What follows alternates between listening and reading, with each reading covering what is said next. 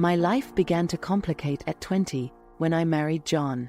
In the beginning, our days together were full of love and dreams. I vividly remember that time when we laughed together and made plans for the future. John was my rock, and I was his. But as the years passed, something started to change. Alcohol crept into our lives like an unwelcome visitor who refuses to leave. Once, during dinner, he came home later than usual, reeking of booze. Margaret, you worry too much, he said, with a crooked smile. I just had a beer or two with the guys after work. I wanted to believe him, but that wouldn't be the last time. Casual drinking outings became more frequent, and his personality began to shift. He became more aggressive, less patient. Our once rare arguments started happening almost daily. John, please, you need to stop this, I pleaded, tears in my eyes. Think about Emily and Michael. They need a present father, not a man who can barely stand. But my pleas fell on deaf ears. John's alcoholism turned our life into a true nightmare. There were days I feared coming home, unsure of what state I'd find him in. The fights grew more violent, and I found myself trapped in a cycle of pain and despair. One day, after a particularly heated argument, John left and didn't come back. He simply left us, abandoning me with 2 young children to raise alone. That was the moment my life truly changed. I couldn't afford to fall apart. Emily and Michael needed me, so I put on a brave face and decided to face the world. I got a job at a local factory and, to supplement our income, started working nights as a waitress. I worked 2 jobs to support my family, but fate had even greater challenges in store for me. I remember nights coming home exhausted, barely able to keep my eyes open. Emily and Michael would already be asleep, and I'd spend a few minutes by their beds, watching them sleep, feeling a mix of love and guilt. Love for them, for being my reason to live, and guilt for not being more present in their lives. Mama, will you stay home tomorrow? Emily would ask, eyes filled with hope. I wish I could, sweetheart, but I need to work. I promise we'll spend all day Sunday together, okay? I'd reply, trying to hide the pain inside. Years passed, and despite all the hardships, we managed. Emily and Michael grew up, becoming responsible and loving teenagers, despite all the challenges. One day, during a routine checkup, I was diagnosed with breast cancer. At 50 years old, I heard those words nobody wants to hear. The ground seemed to disappear beneath my feet, and for a moment, all I could think was, how am I going to tell this to my children? Mrs. Turner, we need to start treatment as soon as possible, the doctor said, with a serious expression. I know it's difficult, but I want you to know there is hope. My hands trembled as I held the brochure with information about the treatment. I left the doctor's office in a daze, trying to process the enormity of what was happening. When I got home, I called Emily and Michael for a talk. I have something important to tell you, I began, trying to keep my voice steady. I've been diagnosed with breast cancer, but I want you to know that I'll fight with all my strength to overcome this. Emily started crying, and Michael, always so strong, remained silent with tears in his eyes. I hugged them both, feeling the love and support emanating from them. The treatments were exhausting and painful. Chemotherapy sessions left me weak and nauseous, and there were days when I could barely get out of bed. But my faith in God kept me going. I prayed every night, asking for strength and courage to face that battle. After a long and difficult fight, I was declared cancer-free. The feeling of relief and gratitude I felt was indescribable. We had been through hell, but we came out the other side stronger and more united than ever. In 2024, the economy went into crisis, and I lost my job at the local factory. With no income and my savings dwindling, I faced the possibility of losing our home. To make matters worse, Emily was diagnosed with a rare autoimmune disease that required expensive treatments. I still remember the day I was laid off from the factory as if it were yesterday. The factory was one of the largest employers in Harmony Springs, and when the economic crisis hit, layoffs began en masse. I had been there for over 10 years, and suddenly, I found myself adrift. Margaret, we need to talk, and my supervisor, Mr. Thompson, said in a serious tone, calling me into his office. Sure, what's going on? I asked, already feeling a lump in my throat. You know the economic situation is tough. Unfortunately, the company needs to make cuts, and your name is on the list. I'm sorry, but we have to let you go, he explained, trying to sound sympathetic. But Mr. Thompson, I really need this job. I have 2 children to support. Isn't there any other option? I pleaded, my hands trembling. I'm truly sorry, Margaret. This decision is out of my hands, he replied, looking away. I left the factory with tears in my eyes, trying to figure out what I would say to Emily and Michael when I got home. How would I support my family without this income? I had no answers, just a growing fear of the future. When I arrived home, Emily was sitting on the couch, looking worried. She had missed school that day due to a medical appointment. Hi, Mom. How was work? She asked, but concern tinged her voice. Emily, we need to talk. I lost my job today, I said, trying to stay calm. Oh, Mom. I'm so sorry, she replied, getting up to hug me. I am too, honey. But we won't give up. We'll find a solution, I reassured her, even though inside I was terrified. The days that followed were a whirlwind of emotions. Without the factory income, my savings started to rapidly dwindle. I tried to cut costs wherever possible, but bills kept coming, and the possibility of losing our home became increasingly real. As if things couldn't get worse, Emily began feeling increasingly weak and tired. After several doctor visits and numerous tests, the diagnosis finally came. She had a rare autoimmune disease. The treatment was expensive and ongoing, something I simply couldn't afford with the resources I had. Margaret, Emily's condition is serious but treatable. However, the costs are high, and she'll need constant monitoring, Dr. Harris explained during one of our consultations. But Dr. Harris, I just lost my job. How am I supposed to pay for this? I asked, feeling despair creeping in. I understand your concern, Margaret. I'll see what I can do to help with the costs, but you'll need to find a way to secure these treatments, he replied, with a compassionate look. I left Dr. Harris's office with Emily by my side, trying not to cry in front of her. I needed to be strong, but I had no idea how I would overcome this new challenge.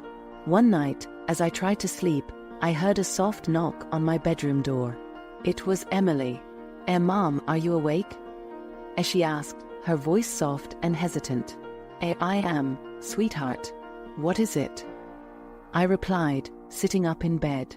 I know things are tough right now, but I want you to know that I believe in you. I know you'll find a way to figure this out, as she said, her eyes shining with unwavering faith. Thank you, Emily. Your words mean so much to me, I replied, trying to hold back tears. The next morning, I decided I couldn't let myself be consumed by despair any longer. I needed to take action. I started looking for any job I could find, even temporary ones. I went to interviews, submitted resumes, but the economic crisis affected every sector, and opportunities were scarce. On weekends, I sold homemade cakes and sweets at the local market to try to earn some extra money. Sales were slow, but every penny helped. I remembered Emily's words and her faith in me, and that gave me strength to keep going. On a rainy afternoon, while preparing cake batter in the kitchen, Michael came in with a serious look on his face. Mom, I've been thinking. What if I got a job too? I can help with expenses, he suggested. Michael, you need to focus on your studies.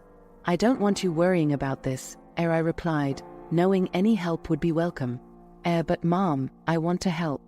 I can't just sit by and watch you struggle alone, he insisted. Let's think about it, okay? For now, keep focusing on school. We need you prepared for the future, I said, trying to sound firm.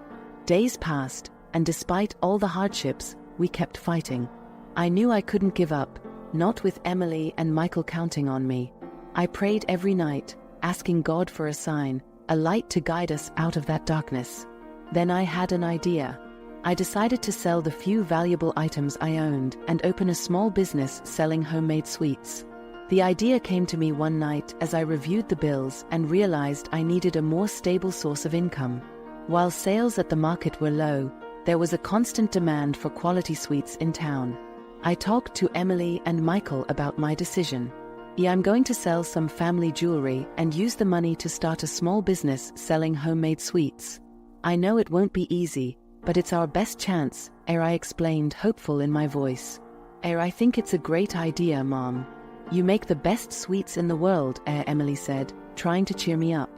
I'll help however I can, Mom. We can do this together, added Michael with a smile. With my children's support, I started working in my small kitchen, turning it into a homemade sweets production. I made brigadeiros, cakes, pies, and cookies, all with love and care. At first, sales were still low, and I began to lose faith. God, please show me I'm on the right path, I prayed every night, trying to keep hope alive. Despite the challenges, I never stopped believing that we would find a way out. Life in Harmony Springs continued to be a daily battle, but Emily and Michael's faith and determination gave me the strength to move forward. Every challenge we faced made us stronger, and I knew that together, we could overcome any obstacle. During the darkest period of my life, my relationship with Michael began to deteriorate alarmingly. He was in adolescence, a challenging phase in itself, and started getting involved with a group of troubled youths. I always feared he might follow in his father John's footsteps, and that concern only grew as family responsibilities and pressures intensified. I remember one particular night vividly, when Michael came home very late, the smell of smoke clinging to his clothes. I was sitting in the living room, waiting for him, my heart tight with worry. Michael, where have you been? I asked, trying to stay calm. I was with my friends, Mom. Relax, he replied evasively, tossing his backpack on the floor and heading towards his room. Don't tell me to relax, young man. You know you have a curfew. And these friends of yours, I don't think they're a good influence on you, I insisted, my tone growing firmer. Oh, you always say that. They're my friends, okay? And I'm 17 already, I can make my own decisions, he retorted, his voice full of frustration. Make your own decisions? Michael, you can barely decide what you want for dinner. I'm trying to protect you, can't you see that? Tears started welling up in my eyes, but I fought to hold them back. You don't understand anything.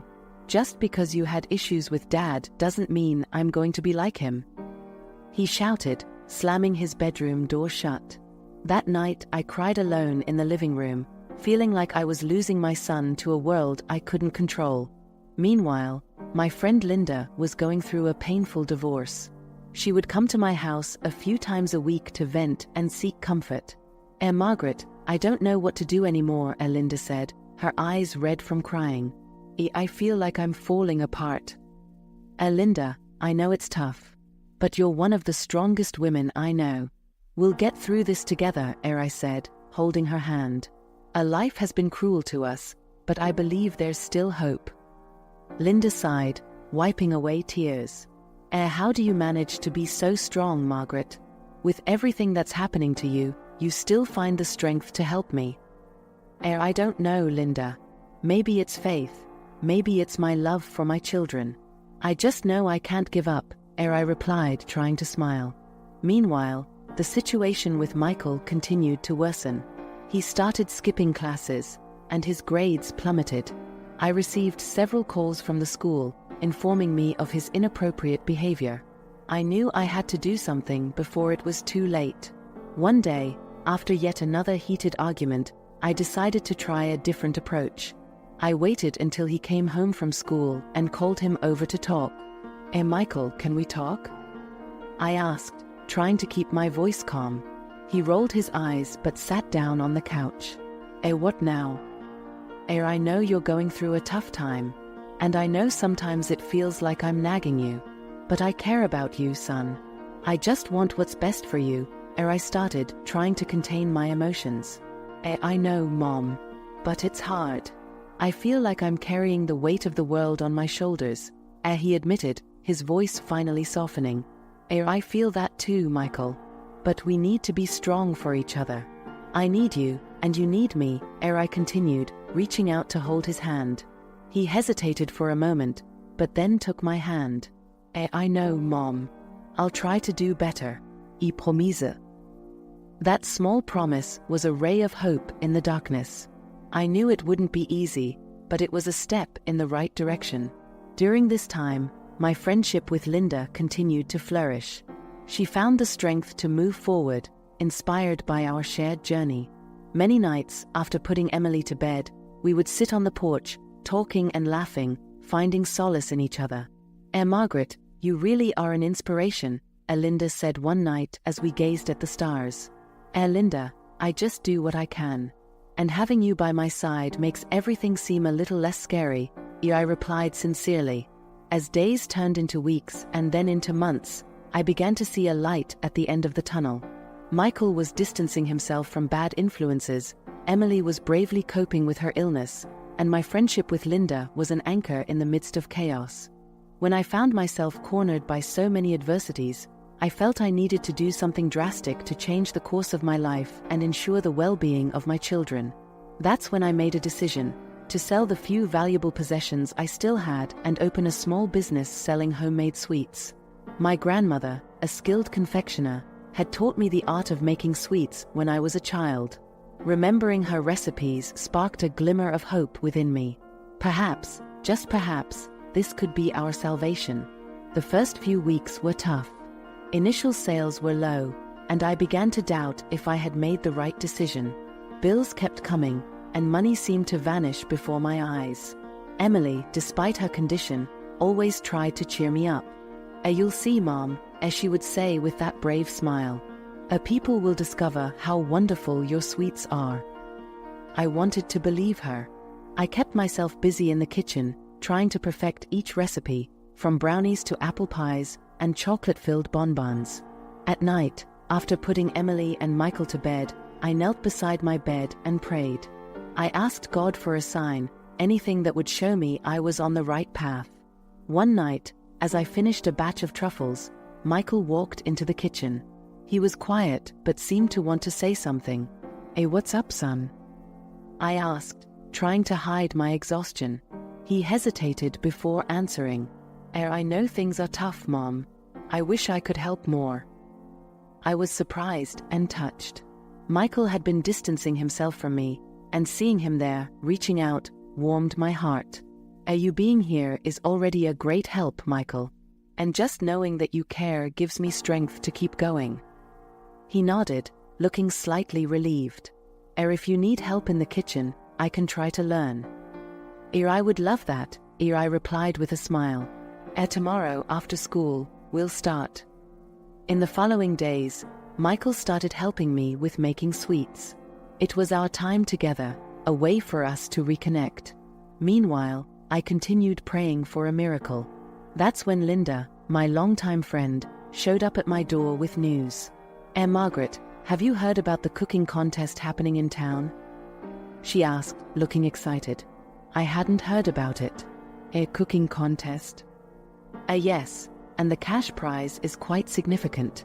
Maybe this could help you with the bills and Emily's treatment.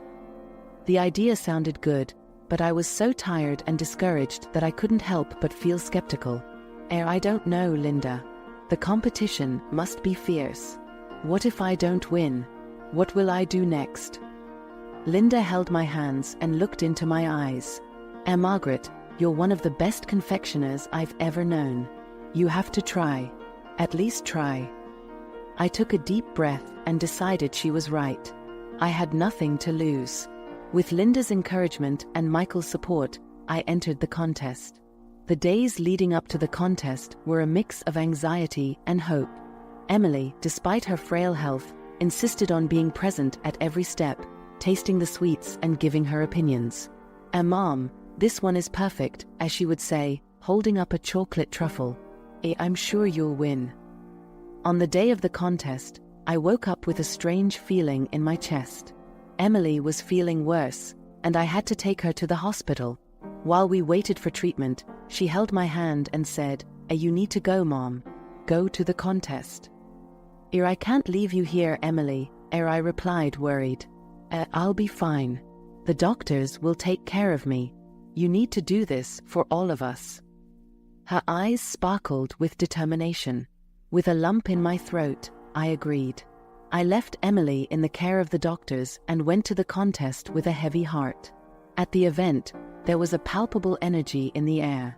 Other competitors were as nervous as I was. When it was my turn, I remembered Emily's words and silently prayed. As I prepared my sweets, I thought of every difficult moment I had faced, from John's alcoholism to battling cancer and economic crises. Each challenge seemed to shape me, preparing me for that moment. My grandmother's words echoed in my mind, "Put your heart into every sweet you make." After exhausting hours, I finally finished and presented my sweets to the judges. The wait for the result was agonizing. I looked up at the sky and prayed to God that, if it was His will, He would grant me that victory. When they announced my name as the winner, I was stunned for a moment. The applause around me seemed distant. Tears streamed down my face as I walked up to the stage to receive the prize.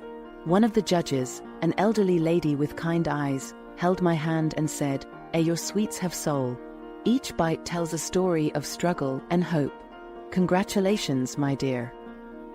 With the prize money, I was able to pay for Emily's treatments and stabilize my small business. That victory was much more than financial relief. It was a sign that I was on the right path, that my faith and perseverance were paying off. Upon returning to the hospital, the first thing I did was hug Emily. We did it, sweetheart. We did it." She smiled weakly but sincerely and murmured, I knew it, Mom. I always knew." That was the beginning of a new phase in our lives. My business began to thrive, and orders started pouring in from all over. Inspired by my success, Michael distanced himself from bad influences and began helping me in the kitchen with more enthusiasm. "I'm proud of you, Mom," he said one day, as we baked a batch of brownies. "I'm proud of you too, Michael," I replied, feeling deep gratitude for everything we had overcome together. During the months following the cooking contest, I saw my small homemade sweets business flourish in ways I never imagined. Orders started pouring in from all corners of Harmony Springs and even neighboring towns. More and more people wanted to taste my sweets, and I finally felt like I was on the right path. Emily, my daughter, began to show significant improvement. The expensive treatments were now being covered by the contest money and the growing profits from my business. Seeing her smile return was the greatest reward I could have. Michael, my son, returned to being the loving and dedicated young man he had always been. He started helping me in the kitchen, learning the art of making sweets and distancing himself from the bad influences that once surrounded him. Our conversations were filled with laughter and sharing of past memories and dreams for the future. Michael, can you pass me that bowl of flour?" I asked as we prepared a batch of cupcakes. Sure, Mom. By the way, I was thinking of a new recipe. How about trying lemon cupcakes with raspberry filling?"